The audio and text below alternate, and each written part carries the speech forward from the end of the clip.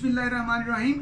कल हमने बात की थी कि किसी भी मुआशरे की तरक्की में तालिब इल्म का क्या रोल हो सकता है या क्या जिम्मेदारियाँ हैं। आज हम बात कर रहे हैं कि किसी भी मुआशरे की तरक्की में वालिदैन का क्या रोल है। तो मुझे कम अज़ कम 5 चीज़ें यहाँ पे नज़र आती हैं कि अगर वालिदैन के अंदर ये 5 चीज़ें होंगी तो वो अपनी औलाद को एक बेहतरीन औलाद बना सकेंगे। तो पहली उनमें खूबी ये होनी चाहिए वालिदैन के अंदर कि वालिदैन तरबियत याफ्ता होने चाहिए। अगर वालिदैन तरबियत याफ्ता होंगे तो नाजरीन वो अपने बच्चों को बड़ी आसानी से तरबियत वाला बना लेंगे, उनको बड़ी आसानी से उनकी तरबियत कर लेंगे।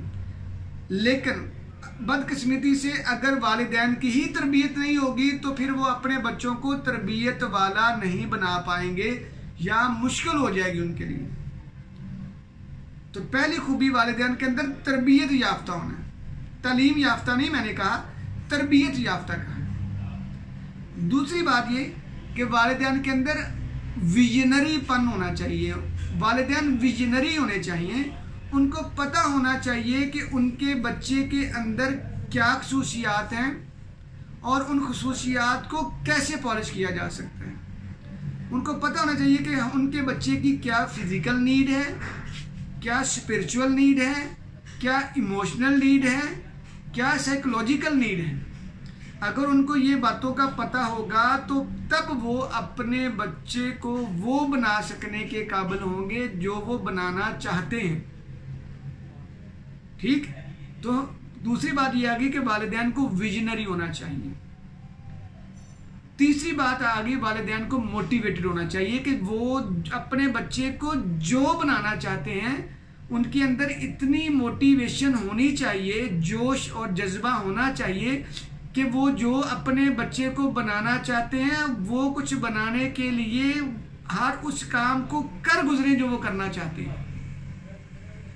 मजबूरी हमारी ये है कि हमारे पास वालिदैन जो है वो विजन रखते हैं लेकिन मोटिवेशन नहीं रखते। मोटिवेशन आपका पेट्रोल होता है। गाड़ी आपके पास हो लेकिन गाड़ी में पेट्रोल ना हो तो गाड़ी चल नहीं सकती। तो वालिदैन को मोटिवेटेड रखना अपने आप को पड़ता है। तो चौथी बात आ गई, अगली बात कि वालिदैन का एक्सपोजर बड़ा होना चाहिए।